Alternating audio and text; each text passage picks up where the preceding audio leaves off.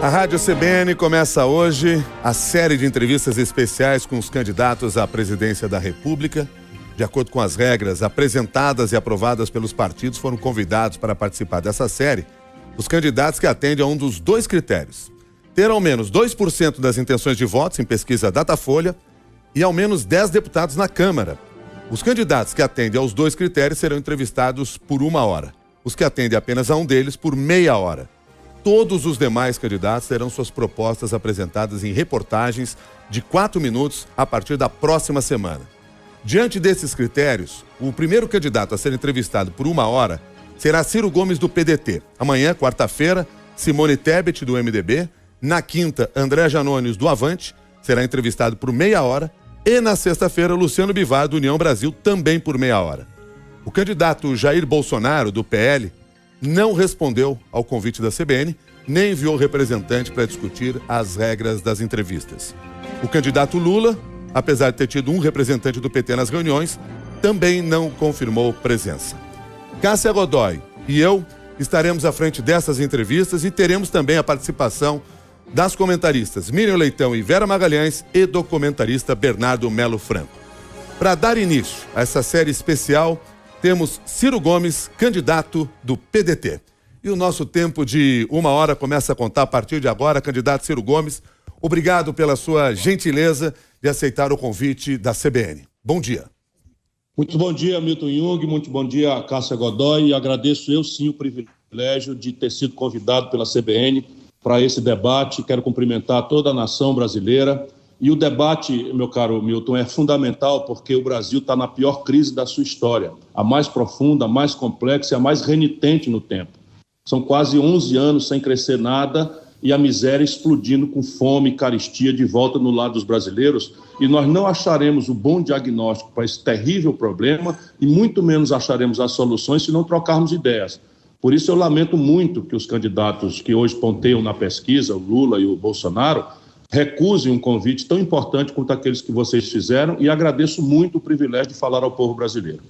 E me permita apenas lembrar, então, o nosso ouvinte aqui, Ciro Gomes, que concorre pela 4ª vez à presidência da República, tem aí conhecida trajetória política, já foi ministro, governador, deputado federal, deputado estadual, atuou na iniciativa privada, tem se destacado nas pesquisas eleitorais como candidato com maior intenção de votos depois de Lula e Bolsonaro. E essa entrevista aqui que nós já iniciamos está à sua disposição também no Globoplay e no canal da CBN no YouTube, em imagens para você aproveitar. Bom, candidato, o senhor já disse aí, nós temos uma enorme dificuldade a enfrentar nesse Brasil e os problemas são extremamente complexos. Por isso eu vou pedir um favor ao senhor e quase que um desafio para o senhor logo na abertura dessa entrevista. Que o senhor considere, assim, eleja um problema que o senhor considere prioritário para ser enfrentado já no dia 1º de janeiro de 2023 e nos responda qual a solução que o seu plano de governo, que foi colocado todo em um livro do Projeto Nacional, O Dever da Esperança, e eu lhe pergunto então qual é esse desafio e qual é a solução para enfrentar esse problema. O desafio é a miséria e a forma de enfrentar é retomar o desenvolvimento do Brasil e a institucionalidade capaz de fazer distribuição de renda. Só assim nós vamos resolver o problema. Isso se desdobra em várias questões. O crédito popular colapsado é a política pública que é mais urgente e mais breve de ser feita. Deixa eu lhe dar os números. Hoje, 77,8% das famílias brasileiras estão no limite recorde de endividamento. Isso significa que 65 milhões de pessoas estão hoje humilhadas no SPC, banidas do crédito. Ora, sem crédito, sem renda e sem emprego, que é a condição estratégica da economia brasileira hoje, há um colapso do consumo das famílias. E esse é o principal motor de ativação da economia. Ninguém precisa ser economista para entender. Se as famílias consomem, o comércio vende mais, contrata mais gente. Se contrata mais gente e vende mais, encomenda mais da indústria. E esta, por sua vez, com mais encomenda, contrata mais gente e encomenda mais da matéria-prima. Eu sou telegráfico nisso, mas o Brasil só terá emprego e renda depois de retomarmos o desenvolvimento. Aonde podemos fazer e devemos fazer uma política? Na questão do crédito. O mesmo vale para as empresas, que é o segundo motor da atividade econômica. As empresas brasileiras estão, 6 milhões delas no SPC. 6 milhões de empresas estão no SPC, na antessala da falência. Também aqui é preciso um esforço, né, em apoio às empresas brasileiras, dado que o governo tem lhes imposto há 30 anos a pior taxa de juros do mundo. Depois você tem o investimento público. Aí sim nós podemos mais brevemente acelerar uma subida na favela, reestruturação fundiária, papel da terra, construção civil, retomada de 12 mil obras paradas. Isso permite visualizar alguns milhões de empregos também num prazo razoável. E na sequência uma retomada do processo de industrialização que foi interrompido no Brasil. Em qualquer circunstância, enfrentar a inflação também parece ser uma grande urgência. Candidato, o senhor citou esse tripé do crédito, da renda e do emprego. Eu quero me deter nesse último tópico, o tópico do emprego. Em ocasiões anteriores, o senhor já falou da possibilidade de criar 5 milhões de postos de trabalho em um período de 2 anos. Como é possível fazer isso? Bom, eu meio que dei as pistas agora nessa primeira resposta, que eu estou tentando ser o mais prático e objetivo, embora sejam assuntos complexos. Mas os milhões de empregos que nós podemos fazer com a brevidade necessária, no caso 2 anos, 5 milhões de empregos, é uma meta muito bem estudada. Aqui o centro é a retomada da construção civil. Por quê? Porque a construção civil ela contrata mais rapidamente, sem maior exigência de qualificação, não importa do estrangeiro nenhum dos insumos que podem gerar desequilíbrios na nossa já combalida nosso combalido balanço de pagamentos. Hoje existem 14 mil obras paradas no Brasil. Qual é a característica delas? Já passaram pelo penoso processo de licitação, já passaram pelo burocrático processo de licenciamento ambiental e estão paralisadas basicamente pela desconstrução dos fluxos de investimento do governo federal, que estão reduzidos a próximo de zero, e esse próximo de zero estão entregues ao Centrão para a roubalheira mais generalizada que eu já vi, e olha que eu já vi muita roubalheira nessa sofrida República Brasileira. Portanto, por aqui nós temos uma frente de empregabilidade muito importante. Com prazo de maturação um pouco mais lento, é uma retomada da indústria brasileira em alguns complexos exemplares. Eu não cito esse de forma exaustiva, mas apenas para dar exemplos. O Brasil, antes da pandemia, e continuamos, importa do estrangeiro 17 bilhões de dólares no complexo industrial da saúde. Nós vimos agora na pandemia, né, fármacos, químicos, próteses, cama de hospital, respiradores artificiais, EPI, que são os equipamentos de proteção individual, tudo gerando emprego com um tostão precioso e precário do Brasil no estrangeiro. Com a compra governamental, que é uma ferramenta disponível para o status de a nação em desenvolvimento que o Brasil tem na Organização Mundial do Comércio, nós podemos também, a médio prazo, estabelecer um grande complexo industrial da saúde, não é porque a tecnologia, que 80% já é patente vencida, e a escala é dada pelo mercado doméstico e a ferramenta é a compra governamental. A mesma coisa no complexo industrial do agronegócio, por exemplo, agora os fertilizantes dobraram de preço, porque o Brasil criminosamente destruiu a sua indústria de insumos, tanto adubos quanto defensivos, e estamos importando do estrangeiro, sendo nós uma das agriculturas mais competitivas do planeta Terra. A mesma coisa o complexo industrial da defesa e, criminosamente, eu creio que nós voltaremos a conversar sobre isso, o complexo industrial do petróleo, gás e das energias renováveis, onde o Brasil tem uma vantagem comparativa que nós estamos desprezando para gerar empregos de grande qualidade da nossa economia. Candidato, na sua resposta, o senhor colocou como primeiro passo para abrir essas vagas de emprego a retomada das 14 mil obras públicas às quais o senhor se referiu que estão paralisadas. Mas aí o senhor vai ter um impedimento logo no início, pelo menos num primeiro ano, porque com as contas públicas no estado que estão, de onde vai ter o dinheiro para fazer esse investimento tão rapidamente assim, já que esse é o primeiro passo? Essa é a pergunta-chave que deveria distinguir no voto do cidadão brasileiro quem merece e quem não merece confiança. Porque prometer, seja o que for no Brasil, sem considerar o colapso absoluto, radical, inédito da falência das contas públicas, ou é um despreparado ou um mentiroso. Não é? No caso, o Bolsonaro merece, para mim, da minha opinião, a característica de despreparado e mentiroso, e o Lula o de mentiroso, porque o Lula sabe bastante bem, não é, que o país está absolutamente falido sob o ponto de vista estratégico. Eu tenho uma proposta com muitos detalhes, e vocês me interrompam se eu estiver cansando a audiência, e posso ficar só em alguns exemplos.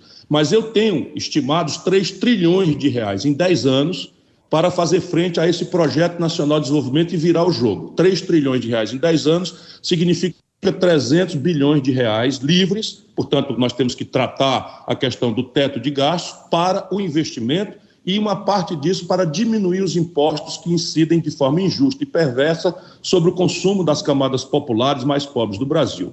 Quais são os primeiros caminhos? Cortar 20% de todas as renúncias fiscais no Brasil. Elas oscilam hoje, que é imposto devido, mas que o governo, por uma série de favores, muitos deles sem nenhuma contrapartida, vai dispensando de cobrar. 20% de 350 bilhões dá 70 bilhões de reais por ano. Então, 70 bilhões de reais por ano é simplesmente 3 vezes quase o que nós vamos ter para investimento no ano de 2022. Hoje está em 22, 23 bilhões de reais, o que resta para investimento, e tudo entregue ao tal Centrão, numa tal de emenda do relator, que é a institucionalização do clientelismo e da roubalheira mais despudorada da qual eu tenho notícia nessa sofrida pátria. Então, cortar, vou dar alguns exemplos para as pessoas entenderem o que é.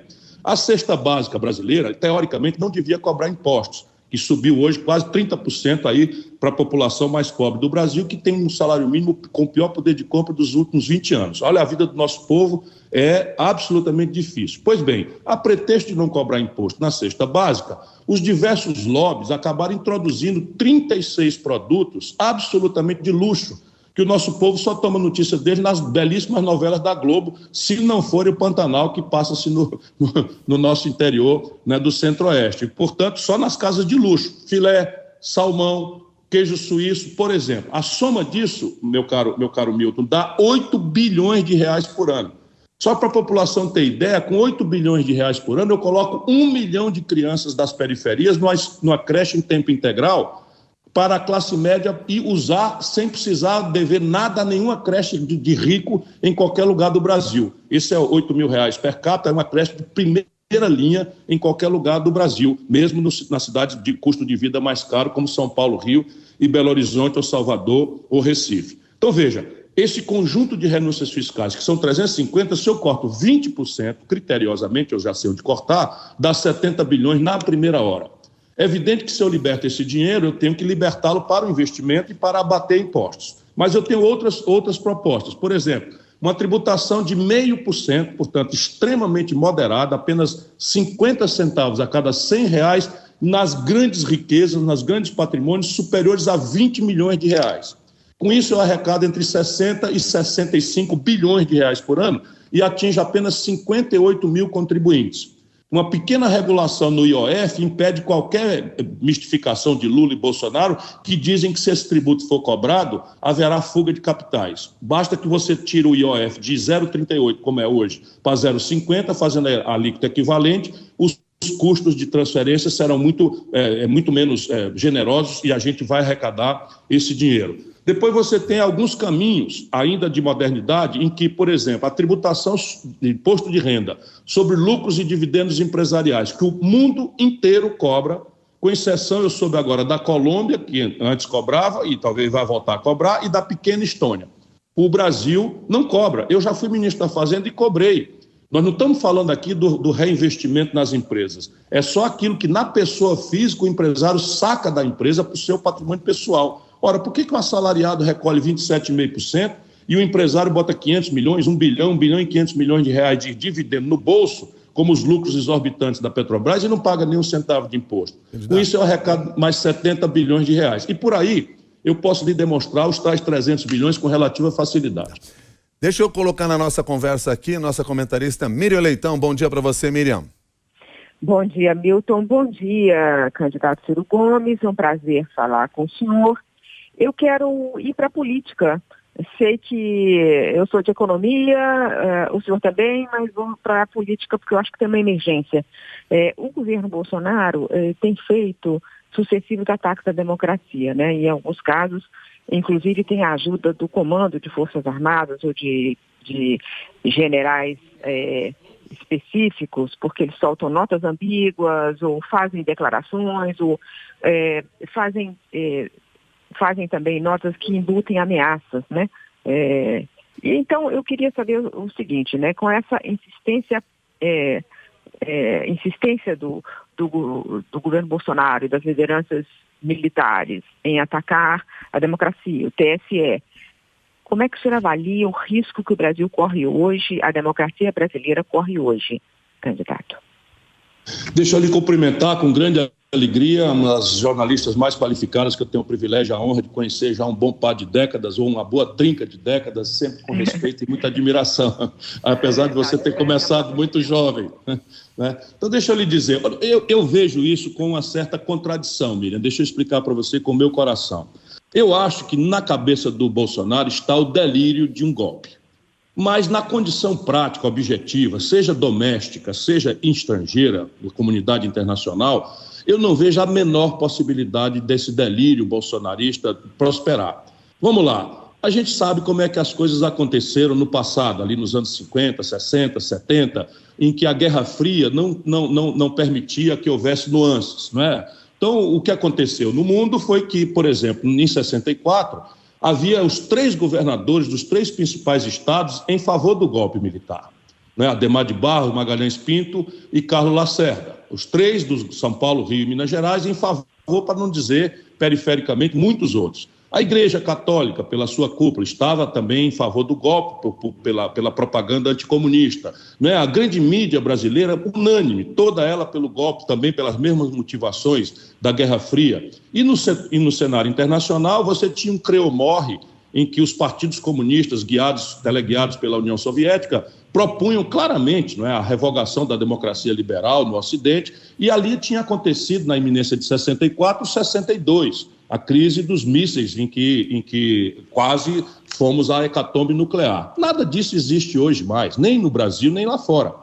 Se existe meia dúzia de tarados, isso infelizmente existe. Eu descobri que é um traço comum entre esses generais de pijama que cercam o Bolsonaro e dão corda nele nesses delírios golpistas. Eles eram todos jovens oficiais da corte do general Silvio Frota, que era uma pessoa completamente fascista e que considerava o general Ernesto Geisel um comunista, e atentaram um golpe naquela data contra o próprio general Geisel. E essa gente toda está mofada, está apodrecida, e deviam ser chamados a responder pelo caos institucional e pela perda da soberania no território brasileiro, da Amazônia, por exemplo, e nas periferias das cidades, onde quem manda e desmanda são as facções criminosas. Eu queria só retornar a essa questão, focando na questão militar. O senhor falou do comportamento dos generais de pijama, e é isso mesmo, né? Eles estão fora. Mas tem os comandantes de tropas, que de vez em quando também fazem notas, o Exército faz nota, com seus comandantes que comandam, portanto, tropas que estão na ativa.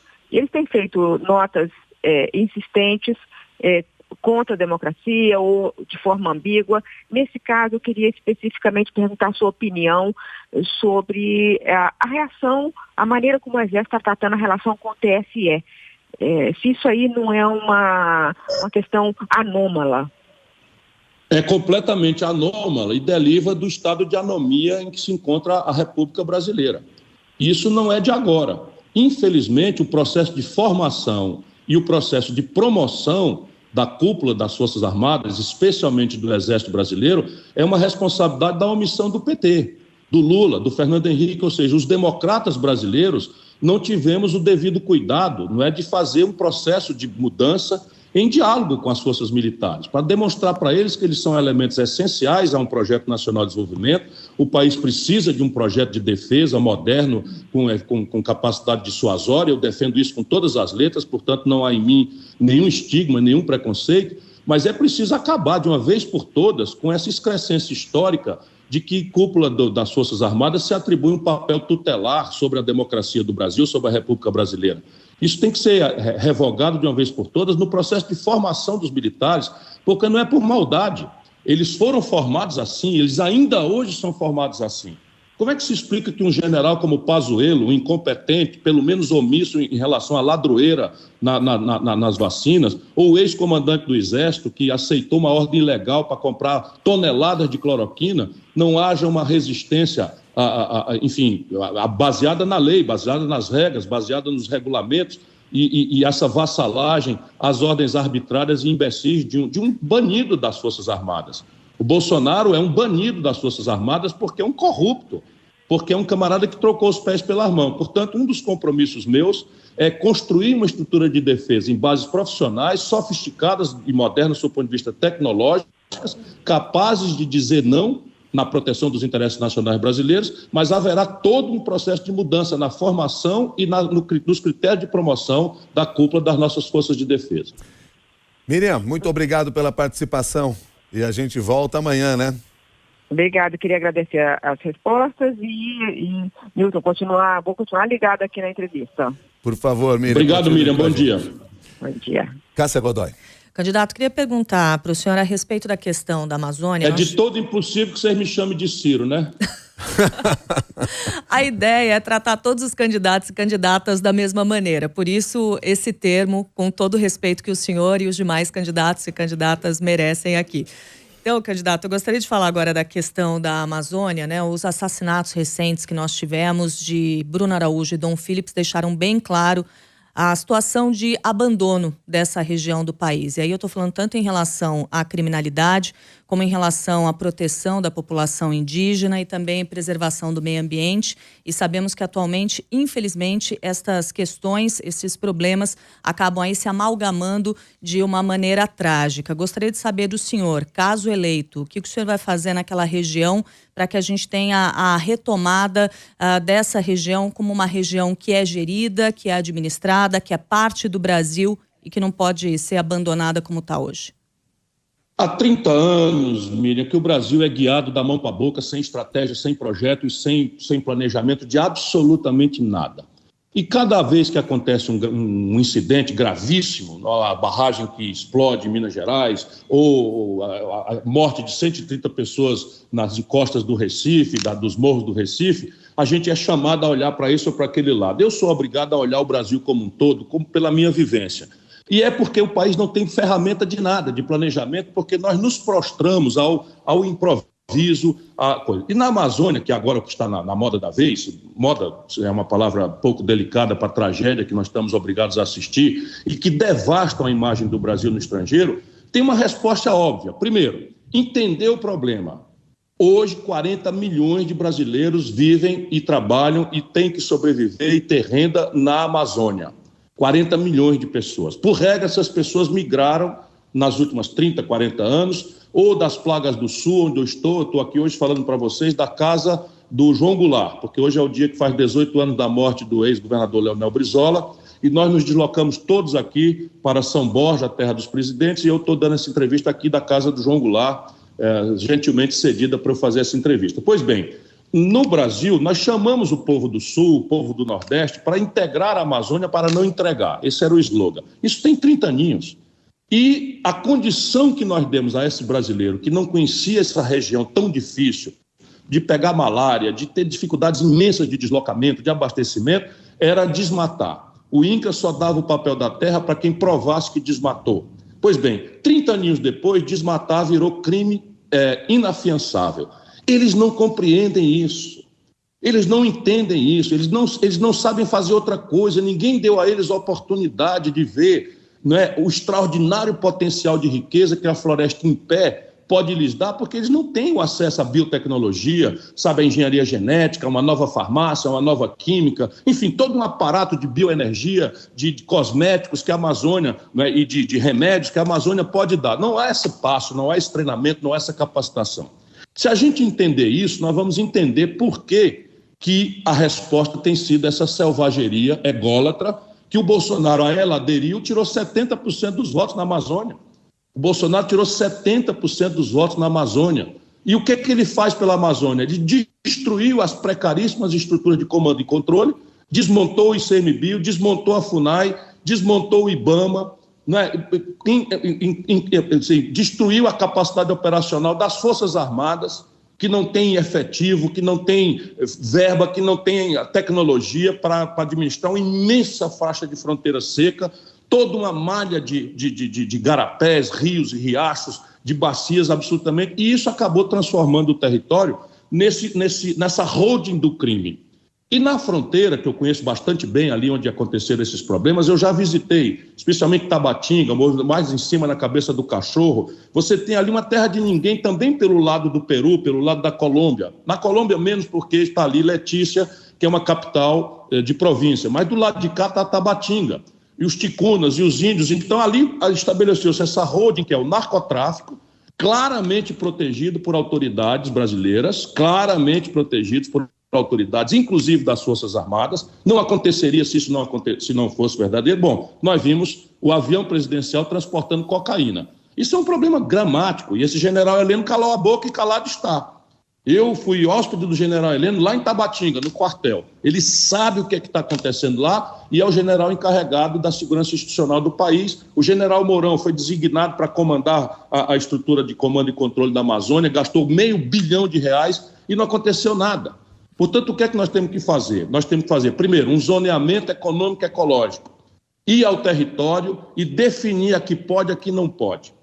Descobrir novos potenciais que já estão na memória do INPA, já estão na memória do Emílio Gueldi, já estão na memória das universidades federais. Enfim, há uma expertise técnica, não é, na Amazônia e que tem que ser trazida ao centro dessa dinâmica de reconversão econômica, porque também eles se sentem muito mal de serem administrados, sabe, por uma espécie de despotismo esclarecido entre nós da praia, no eixo Brasília, São Paulo, Rio de Janeiro. E boto Fortaleza aí para não nos excluir das lindas praias do Brasil. Então, fazer esse zoneamento econômico e ecológico é a única forma da gente começar a ordenar o território. E uma vez estabelecido o pode e não pode, preventivamente, entrar na Amazônia com um grande programa de reconversão produtiva. Ensinar o nosso povo, financiá-lo, estabelecer estratégias de acesso a mercado, uma série de coisas. Pioneiramente, nós já fizemos isso e hoje ainda, com todos os prejuízos, 8% da produção industrial brasileira vem do complexo industrial de Manaus. Já foi feito isso em condição muito mais hostil. E hoje você pode disseminar essas práticas, não é, pelo interiorzão da Amazônia, porque os solos são distintos. Eu, por exemplo, trabalhei o licenciamento ambiental, né, e a execução da obra da BR-163 sustentável, que liga Santarém, Miritituba, no Pará, em Porto, até lá embaixo, Cuiabá. Isso foi feito de forma muito profissional, estabelecendo uma zona de amortecimento. Eu termino só agora. Estabelecendo uma zona de amortecimento é para dar exemplo prático do que eu estou falando. Mas agora essas unidades de conservação, reservas indígenas, estão todas sendo ocupadas de forma ilegal, porque o governo não existe na região. É que o senhor fez uma longa resposta e eu fui anotando vários pontos dessa sua resposta e eu não quero me perder também aqui, porque uma das coisas que fiquei na dúvida, quando o senhor fala eles, identifica pessoas que por desinformação exploram de maneira predatória a Amazônia, eu fiquei na dúvida se eles são os culpados, sejam eles quem forem, né, os culpados pelo que acontece na Amazônia, ou é governo e exploradores ilegais que vão para a Amazônia e exploram a população para retirar de forma ilegal os produtos de lá. Então, assim, eu queria que o senhor deixasse bem claro quem é realmente o responsável por isso. Existem as duas coisas, e você pode hoje, com sensoriamento remoto, que nós temos completamente, sem precisar do Elon Musk, que é uma picaretagem a mais do Bolsonaro, você vê claramente o seguinte: em uma semana, 1.000 hectares foram desmatados e queimados. Isso daí não é pequeno, não é agricultor desesperado para sobreviver, não é uma pessoa que encontra uma árvore de mogno morta e pode receber R$2.000, R$3.000 cortando essa árvore, e ele não entende, esse pobre, ele não entende que essa árvore vai apodrecer lá e ele não vai tirar R$2.000, R$3.000, que é suficiente para ele viver com a família dele 2 meses. Então, veja bem, você distingue assim. Aquele pequeno que só sabe fazer isso, ele tem responsabilidade, mas é venial, ele não sabe fazer outra coisa. Se ele não fizer isso, desmatar para plantar, para botar o boi, etc., ele tem que ser apoiado num grande programa de reconversão. Mas esse que faz 1.000 hectares numa semana, isso é mecanizado, isso é um grileiro, e ele está associado nessa holding do crime. Hoje eles têm uma holding do crime, não duvide disso. Eu sei muito bem do que eu estou falando, eu conheço bem profundamente a realidade da Amazônia nas suas diversas variedades. Há uma holding do crime, a pesca ilegal, a extração ilegal de madeira, o narcotráfico, o contrabando de arma, um lava o dinheiro do outro e eles subornaram a estrutura e o Bolsonaro desmontou a estrutura de autoridade. E aí que entra o segundo ponto do que o senhor tinha falado anteriormente, que me chamou a atenção aqui. O senhor está dizendo que as Forças Armadas são coniventes com o crime organizado? Absolutamente. Não aconteceria nessa escala, e eu evidentemente tenho que ressalvar que não são todos. Mas hoje é indisfaçável. Nós temos um comando importante do Exército em Tabatinga. Nós temos uma estrutura importante do Exército na cabeça do cachorro. Nós temos uma unidade da Força Aérea no meio da floresta. E se alguém tem estrutura de inteligência na faixa de fronteira, com comunicação com os nossos vizinhos, são as Forças Armadas. Não aconteceria tal estado de anomia, de baderna, de absoluta falta de governança, se não for a conivência por ação, dolo ou por omissão de uma estrutura parcial das Forças Armadas do Brasil no território. Tá certo. Eu vou informar aqui aos nossos ouvintes e à rede toda da CBN que hoje, excepcionalmente, nós não teremos o repórter CBN das 8h30 da manhã, em função da entrevista que estamos fazendo com o candidato Ciro Gomes do PDT. E nós temos agora a participação da nossa comentarista de política, Vera Magalhães. Vera, bom dia. Bom dia, Milton. Bom dia, Cássia, candidato e todo mundo que nos ouve e nos assiste. Candidato, eu queria perguntar ao senhor sobre as suas propostas, né? O senhor tem um livro com propostas aí bastante avançadas, bastante ousadas e a todo momento o senhor fala em bilhões, mas a gente sabe que hoje em dia o orçamento da União está praticamente loteado e o Congresso tem uma grande ingerência quanto a ele, quanto à destinação desses recursos. Foi criada um tipo de emenda, a RP9, que é a chamada emenda do relator, que deu origem a uma espécie de orçamento secreto que é comandado a partir do Congresso. Como que o senhor, sendo eleito, vai lidar com isso? Como o senhor pretende acabar com esse mecanismo do orçamento secreto, sendo que o Arthur Lira ainda será presidente da Câmara, se o senhor assumir, e tudo mais constante, ele deverá ser reeleito para o comando da casa? Deus nos livre. Bom dia, jornalista Vera Magalhães, já que você é obrigado a me chamar de candidato, obrigado pela participação, sempre muito jovem e brilhante. Deixa eu lhe dizer, eu não quero ser presidente do Brasil para repetir a tragédia que está aí. Vamos acompanhar rapidamente, né? O Brasil se redemocratizou, tomando as eleições presidenciais diretas como paradigma disso, com a eleição do Collor. O Collor governou com essa gente e foi cassado. Não é? Depois veio o Fernando Henrique e governou com essa gente, nunca mais o PSDB ganhou uma eleição nacional, não é? E aparentemente nem sequer tem mais condição de disputar uma eleição. Veio o Lula, governou com essa gente e foi parar na cadeia. Veio a Dilma, foi governar com essa gente e foi cassada. Veio o Michel Temer, governou com essa gente e foi preso. Agora o Bolsonaro governa com essa gente e o Brasil está desmoralizado e o Bolsonaro desmoralizado.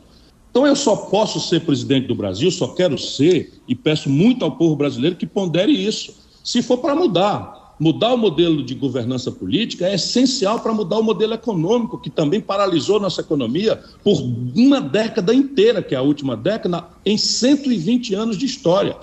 Ou seja, um colapso econômico dessa magnitude e um colapso político dessa absoluta não fuga. Será que existe alguma dúvida de que governar desse jeito só dá numa eterna crise que está cada vez mais se aprofundando? Então veja, como é que eu penso resolver isso? Primeiro, são 4 providências e um gesto. O gesto é, eu vou abrir mão da minha reeleição em troca das reformas do país. Com isso eu desarmo uma grande impertinência que o Fernando Henrique introduziu na nossa institucionalidade, que é o presidente entrar e, ao invés de cuidar de mudar o país, de organizar, de cumprir as promessas, vai cuidar de fazer conchavo para se reeleger. Ou não é isso que está acontecendo eternamente no Brasil? É exatamente isso. Então eu abro mão, como um gesto, abro mão da minha própria reeleição em troca da reforma que o país precisa. Segundo, vou tentar ao máximo, como estou fazendo agora, tentando fazer agora com a ajuda de vocês, fazendo perguntas sérias, fazer que a eleição não seja um plebiscito entre Chico, Maria e Manel. Não seja uma disputa de egos, de personalidades, de carismas, de coisa como esse populismo rasteiro de Bolsonaro e Lula estão nos arrastando. Transformar a eleição, enquanto eu puder, numa disputa de ideias. Onde é que vem o dinheiro? Qual é o prazo? Como é que paga? Quanto é a meta? Como é que organiza o território na Amazônia? Quais são os interesses? Fere as feridas, aponta o dedo para os erros, para acumular forças em que o povo vota em mim, mas vota também no conjunto de ideias e propostas que eu estou fazendo. Isso estreita muito a distância entre um presidente que quer reformar o país como eu quero e um Congresso que tende a ser corrupto por uma fração, que eu acredito ser minoritária, mas fisiológico e municipalista por outra área. E eu entendo isso porque eu também fui o deputado federal mais votado proporcionalmente do país. Eu conheço bem por dentro como é que funciona o parlamento brasileiro, conheço as pessoas, porque é muito recente esse meu mandato. Então, veja, do próprio Bolsonaro eu fui contemporâneo deputado, do Ciro Nogueira, chefe da Casa Civil, um dos líderes do Centrão, eu fui colega, conheço e sei dialogar. Candidato, o senhor ainda não disse como o senhor vai desarmar o orçamento secreto com todas essas coisas. Você está com pressa, por isso que vai ter que ter paciência, porque eu vou explicar como é que faz. Só tem uma hora. Primeiro, abro mão da reeleição. Portanto, eu não vou fazer conchavo para me reeleger. Eu quero reformar o país. Segundo, transformo, ainda que os jornalistas tenham pressa, a minha participação no debate num conjunto de ideias concretas. E é como eu estou fazendo agora, por isso me perdoe se eu vou ser explícito. Porque isso diminui a distância. A população vota em mim e nas ideias. Terceiro, proponho nos 6 primeiros meses. A reforma será uma revisão constitucional com a legislação infraconstitucional toda junta para ordenar institucionalmente a verdadeira baderna em que se encontra o país hoje. Então, propor nos 6 primeiros meses. Agora vem a chave da resposta que você talvez quisesse que eu dissesse por primeiro, mas isso aqui tem um encadeamento lógico. Eu vou alargar a negociação. Eu vou redesenhar o pacto dos governadores e de prefeitos, porque nesse momento 23 dos 27 estados estão quebrados. Se eu alargar essa interlocução, os deputados vão agora ter os governadores e prefeitos junto comigo, mediando a grande reforma do país. E só a eles, governadores e prefeitos, os deputados têm mais sensibilidade do que aos lobbies e grupos de pressão ou exercício selvagem da sobrevivência eleitoral que cada um deles tem, e eu entendo isso como uma questão humana. E, fim, se persistir o impasse, somente nos pontos em que o impasse persistir, eu vou usar a Constituição e mandar essas reformas a direto plebiscito popular. Emenda do relator acaba no dia que eu assumir o governo. Por um caminho da reforma, mas também pelo caminho do simples não cumprimento, a não execução orçamentária da emenda do relator. Tá certo. Obrigada, candidato. Obrigada, Milton. De nada, jornalista. Muito obrigado, Vera Magalhães, que também continuará com a gente participando das demais entrevistas aqui, então, com os candidatos convidados para essa série da CBN. Daqui a pouquinho a gente terá também Bernardo Melo Franco ao nosso lado aqui participando dessa série. Candidato Ciro Gomes, a Cássia Godoy tem uma pergunta para fazer. Eu tinha que passar a palavra para você, né, Cássia? Isso, tem uma pergunta sim. Aliás, uma pergunta de ouvintes. Tem muitos ouvintes escrevendo para cá, viu, candidato? Quero lembrar aos nossos ouvintes que, além de nos escutar, eles também podem nos assistir. Dá para fazer isso no nosso canal no YouTube e dá para fazer isso também no Globoplay. No começo da nossa conversa, candidato, o senhor estava falando a respeito da questão do crédito, né, das pessoas endividadas, e nós temos muitas pessoas nessa situação no Brasil atualmente. E falou do crédito para essas pessoas, é uma proposta que o senhor tem, né, de fornecer crédito para essas pessoas. E o que os nossos ouvintes estão perguntando, mais de um, é como fazer isso quando a gente lembra o número de pessoas desempregadas que nós temos hoje no Brasil. Como dar crédito para quem não tem um trabalho, não tem renda para pagar esse crédito? Dar crédito é uma coisa de futuro. Eu preciso agir no passado. Eu preciso ajudar a família brasileira, volto a lembrar o número. Isso aqui é uma política pública. Se fosse uma exceção, era problema individual. Mas 77,8% das famílias brasileiras estão no recorde do endividamento. Isso é um problema macroeconômico. E não é porque a proporção do povo brasileiro virou caloteiro. Isso não corresponde à verdade. Eu trabalhei muitas vezes com microcrédito, como ministro, como governador, como prefeito, e a inadimplência chega a menos de 1%, porque a população quer o seu nome limpo. A população só tem o seu nome para ter acesso a coisas essenciais hoje em dia. E o que aconteceu no Brasil? É uma política ruinosa de juros que o governo federal fez ao longo dos últimos 30 anos e está fazendo de novo. Então, repare, entendendo que isso é uma providência macroeconômica de grande central repercussão, é que eu montei essa estratégia e ela está experimentada. Uma estrutura financeira que manda e desmanda no Brasil faz questão de tentar desmoralizar, mas é relativamente simples. Deixa eu explicar. Hoje, você pega, por exemplo, o crediário da loja Marisa, o crediário da Casa Bahia. Eles têm uma carteira, não é? Ou as telefônicas, ou as companhias de energia. Eles têm uma carteira de passivo e metem o nome do nosso povo, 65 milhões de pessoas, no SPC. O que eu faço sendo o presidente da República se eu tivesse a honra de servir a nossa nação? Eu faço um leilão reverso. Eu chamo todos os grandes credores e faço um leilão reverso. Quem me der o maior desconto, eu vou chamar para renegociar, apoiando os devedores brasileiros, as famílias brasileiras. Então, vamos lá. Casas Marisa quer recuperar uma carteira de 2 bilhões de reais. Se ela me der um desconto, lá no Ceará a gente consegue fazer, o desconto vai a 90%. Mas não é só no Ceará. Quem olhar no Google aí, leilões do Serasa, vai ver que o desconto de 90% é muito fácil de obter. Por quê? Porque eles estão abrindo mão de espuma, juro sobre juro, multa. A pessoa tomou um crediário de R$400, pagou 200, está devendo 1.000. por esse abandono do consumidor brasileiro, pela prevalência do setor financeiro na vida e na morte da nação brasileira. Então, aquele que der o maior desconto vem primeiro. E como é que eu vou fazer? Eu vou pegar o Banco do Brasil e a Caixa Econômica, mas vou também abrir para os bancos privados. Quem quiser fazer, venha, não tem problema. Nós vamos fazer uma substituição. Por isso que começa com o Banco do Brasil, a Caixa Econômica, o Banrisul, o Banco do Nordeste, que são as estruturas de financiamento do Estado Nacional Brasileiro, em que nós vamos refinanciar esses 10%, 15% que já obtido o desconto, e só que eu vou trocar o juro de 300, 400, eu vou dizer o nome aqui, a Fininvest. Eu outro dia pilhei a Fininvest numa ação cobrando 1000% de juros de um crédito consignado de um cidadão idoso. Por quê? Porque realmente uma baderna criminosa o que tem acontecido no setor financeiro brasileiro em direção à economia popular e à economia empresarial.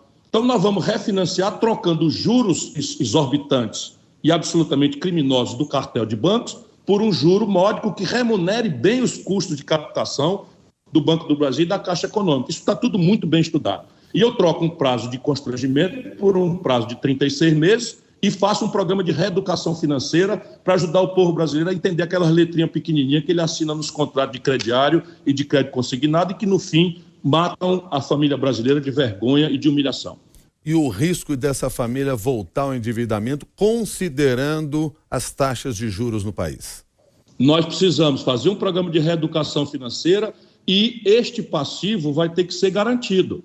E a ideia também experimentada por nós, de forma muito eficaz, são determinadas ferramentas, por exemplo, fundo de aval ou aval solidário. O aval solidário funciona assim: cada 5 habitantes se reúnem, se confiam entre si e se apresentam coletivamente para fazer a operação.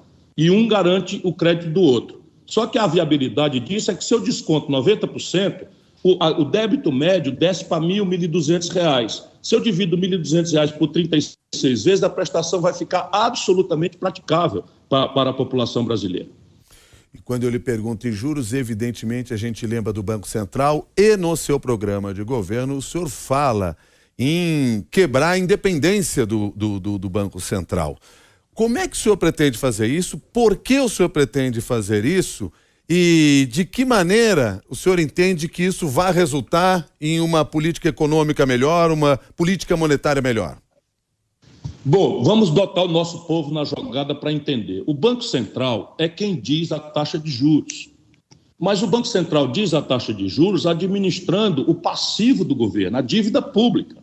O Banco Central é quem diz da taxa de câmbio, ou seja, o valor da nossa moeda em comparação com o dólar. Portanto, ele diz do preço da comida. Porque a gente não compra dólar, mas come pão. Pão é feito de trigo e trigo é comprado do estrangeiro em dólar. Diz do preço do remédio, porque a gente não compra dólar, mas toma remédio. E o Brasil quebrou a sua indústria farmacêutica. Por regra, 80% da química fina do Brasil vem do estrangeiro. Como é que eu posso deixar dois preços centrais que dizem da vida e da morte da nação brasileira entregue à raposa tomando conta das galinhas?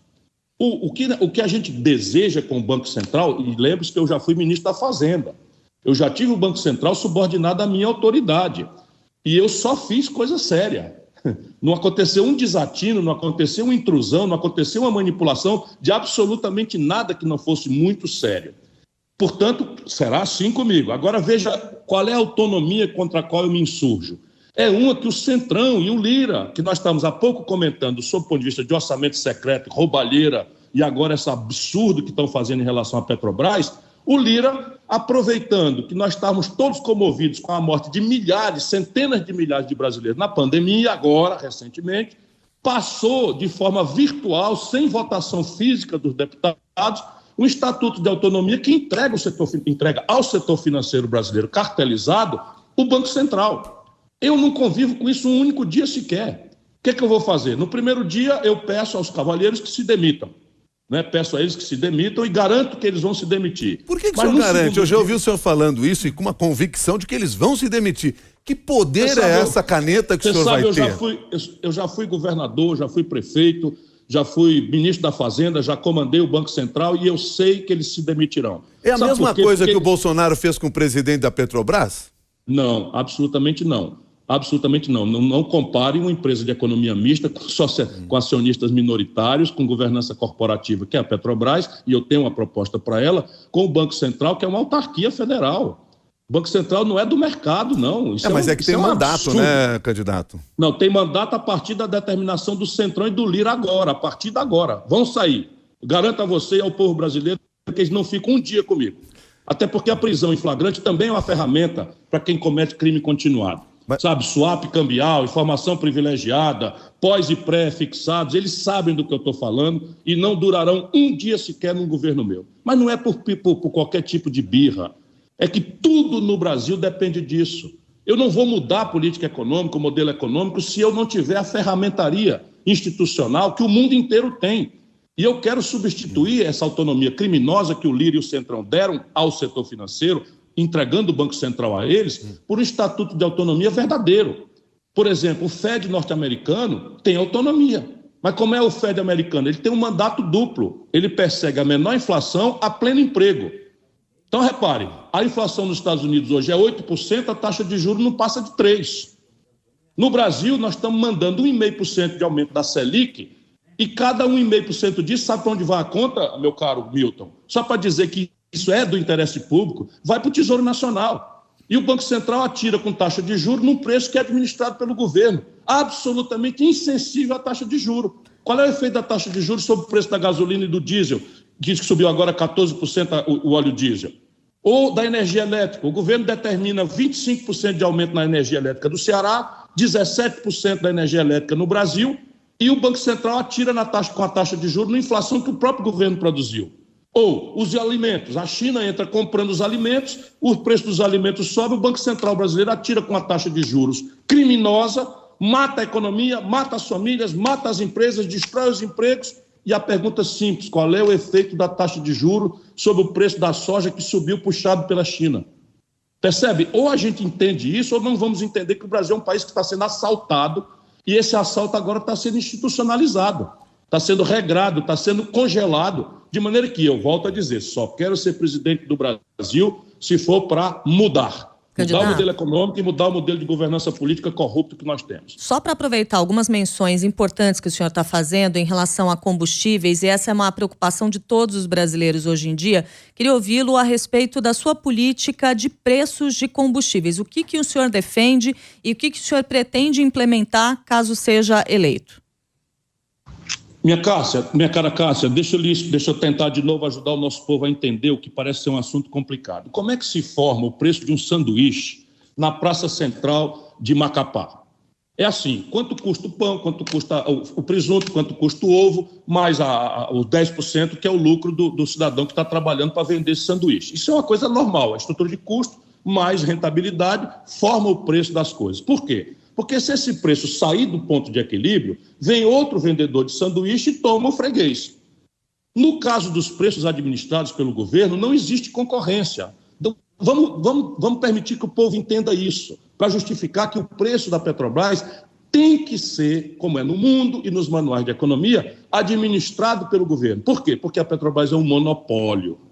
Então, se ela é um monopólio, é o governo que tem que administrar o preço, porque não existe concorrência para dar equilíbrio ao mercado concorrencial, que garante um preço ótimo para que o freguês não seja lesado. Então, repare, qual é o preço que o governo deve administrar? Sério, deve ser o custo de produção, mais a amortização do passivo, mais a remuneração da depreciação do imobilizado, mais um lucro que tenha razoabilidade em relação ao mundo daquele setor, no caso do petróleo. Então, repare, sabe quanto custa produzir um barril de petróleo no Brasil?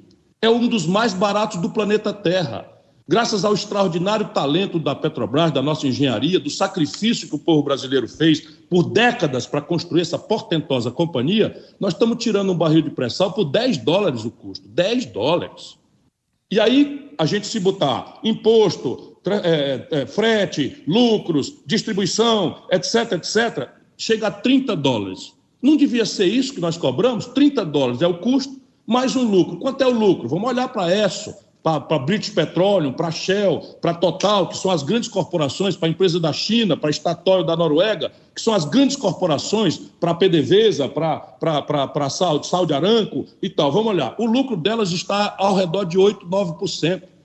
A Petrobras está espoliando o povo brasileiro desde o dia do Michel Temer para cá, tomando um lucro de 38%, explorando o povo brasileiro que está saindo do gás de cozinha para a lenha e para o álcool e enchendo os postos de saúde e ambulatórios com criança queimada. Os motoristas de táxi estão arrancando os cabelos, os motoristas de caminhão estão destruindo as suas atividades, os caminhoneiros não se consegue mais construir uma estrutura de custo que está impactando pelo diesel, os alimentos, tudo no Brasil, para fazer o financiamento absolutamente fora da curva de um lucro selvagem, descabido e extraído de um monopólio estatal, que é o lucro da Petrobras. Qual é a política de preço que eu pretendo implantar? Aquela que está óbvia no meu raciocínio. Custo Petrobras em real, mais uma rentabilidade em linha com as melhores práticas internacionais. Isso significa que nós vamos cobrar o barril de petróleo por quanto custar produzir o barril de petróleo aqui dentro, e não por um preço de paridade de importação, em que a Petrobras importa 30% do óleo diesel que nós usamos aqui, bota o custo do frete, bota o seguro, bota todos os custos e contamina os 70% que ela faz aqui em dólar. Vocês não têm ideia, o Brasil está sendo assaltado. O Brasil está sendo assaltado e o canalha que está na presidência da República fazendo esse teatro de mau gosto porque não tem coragem nem competência para mexer nisso. Eu vou passar a palavra para o Bernardo Melo Franco, mas antes quero abrir um parênteses aqui, até para colocar os números no parâmetro mais próximo da realidade. O senhor falou de lucro da Petrobras. A Petrobras teve 31, alguma coisa de lucro no primeiro trimestre desse ano. E houve empresas, uma empresa chinesa, pelo menos no mesmo setor, que teve lucro maior, 37%. Todas as empresas, não é verdade. Aliás, ganharam muito dinheiro. Eu vi isso no Globo, isso é mentira. A Petrobras teve um lucro no ano passado, porque esse ano não dá para apurar ainda. Nós estamos no quinto mês. A Petrobras teve um lucro no ano passado de 38%. E o lucro médio das companhias do mundo, médio, é de 9%. Eu estou bem seguro dos números que eu estou dizendo. O resto é mentira e manipulação. Claro que não sua. Bom, mantendo aqui então só esses dados que o senhor está se referindo, o senhor citou o número do ano passado da Petrobras. É isso, 38%. O demonstrativo financeiro divulgado pela Petrobras agora no primeiro trimestre foi 31%. Mas, enfim, o que não nega em nada um número ou outro de que todas as petroleiras estão sim ganhando muito dinheiro nesse momento, porque estamos falando de um mercado internacional que é o parâmetro para a definição dos preços aqui no Brasil, e é isso que o senhor está propondo, fazer essa modificação. Mas me permita passar a palavra para o Bernardo, que está na ponta da linha aí. Imagino também interessadíssimo aqui em trazer alguma outra informação, Bernardo. Muito bom dia, Milton. Bom dia, Cássia. Bom dia, candidato Ciro. Obrigado pelo espírito democrático aí de debater abertamente suas propostas. Candidato, ficando nesse assunto da Petrobras, ontem nós assistimos à demissão do terceiro presidente da Petrobras em 3 anos de governo Bolsonaro. Isso sem contar o quarto que foi indicado nem chegou a tomar posse. Queria lhe perguntar, passando a margem da política de preço que o senhor já falou, o que mudaria no seu governo na governança da Petrobras? Como é que se resolve a questão da governança, da indicação de presidente e como é que o senhor lida com pressões como as que a gente está assistindo agora do Centrão, que agiu abertamente pela derrubada desse presidente consumada ontem? Bom dia, jornalista Bernardo Melo Franco, é uma minha saudação e eu que agradeço o privilégio de falar a gente tão qualificada quanto você e o nosso companheiro da CBN. Veja, eu tenho que profissionalizar a Petrobras, porque a Petrobras, do Fernando Henrique para cá, tem sido objeto de muita coisa errada. Ou a manipulação fisiológica e corrupta, Fernando Henrique e Lula, ou a manipulação fisiológica e corrupta e absolutamente trágica do Bolsonaro.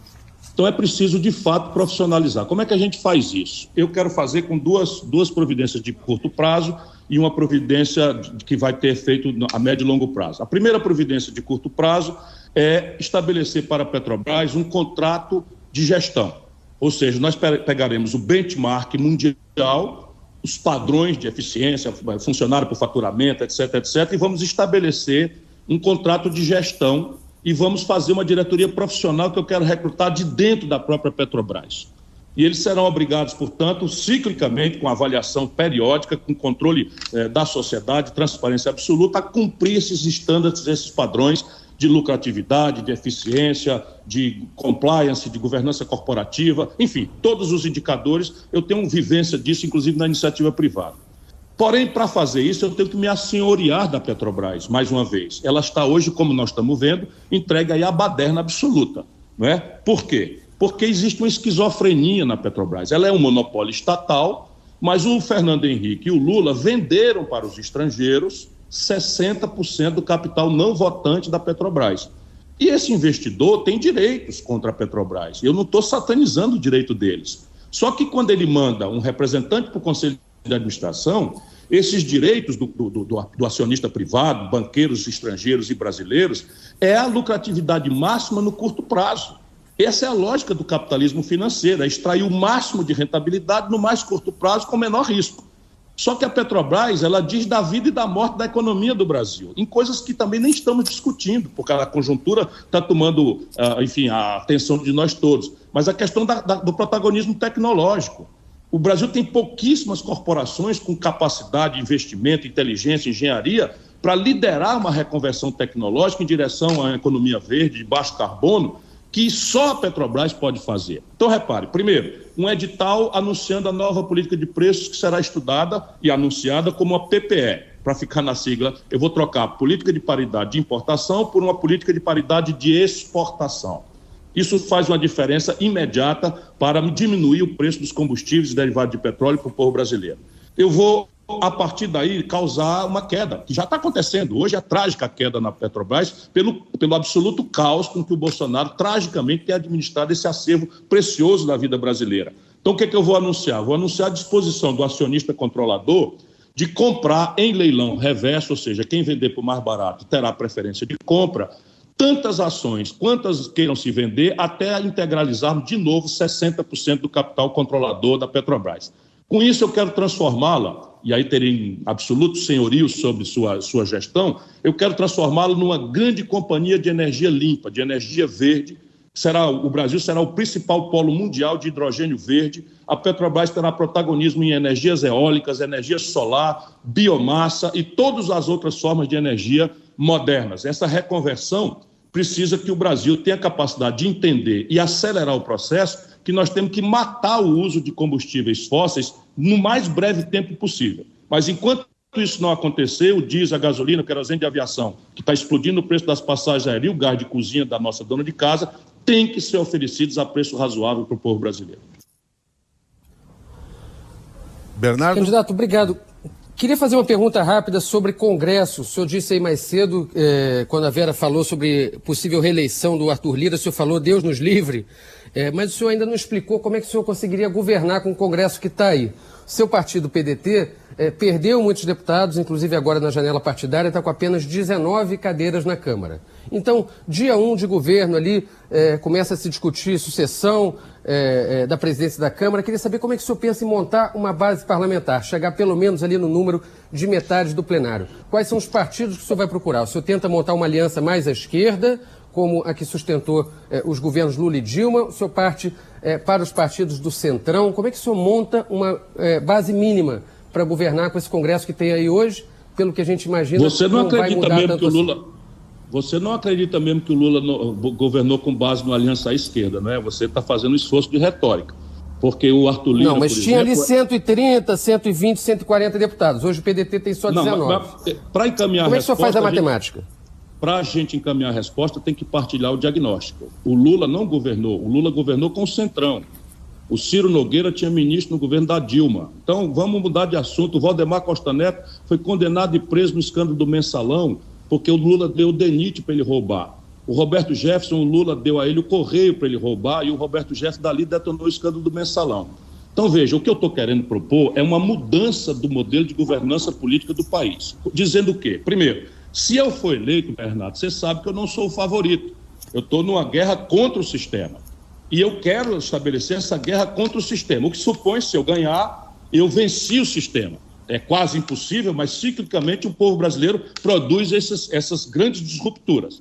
Porém, eu sou um democrata. Eu vou me eleger, evidentemente, esses números do passado do PDT serão absolutamente outros. Porque se eu me elejo, é a tradição do Brasil, eu arrasto comigo uma bancada que tende a ser aí uma bancada de 60, 70 deputados ou, vamos lá, 50, 60 deputados, o que não elide o argumento de que eu vou precisar compor. Como é que eu vou fazer? Eu não sou candidato a ditador, eu sou candidato a presidente do Brasil, então eu vou negociar com quem o povo eleger. Agora, a diferença que eu juro ao povo brasileiro, que eu posso demonstrar, porque vem da minha vida, é o que eu vou negociar e como eu vou negociar. Aí eu garanto e juro ao povo brasileiro, porque eu tenho história para trás. Então eu vou negociar com quem quer que o povo brasileiro eleja. Mas eu vou negociar com base em concretudes que eu estou propondo.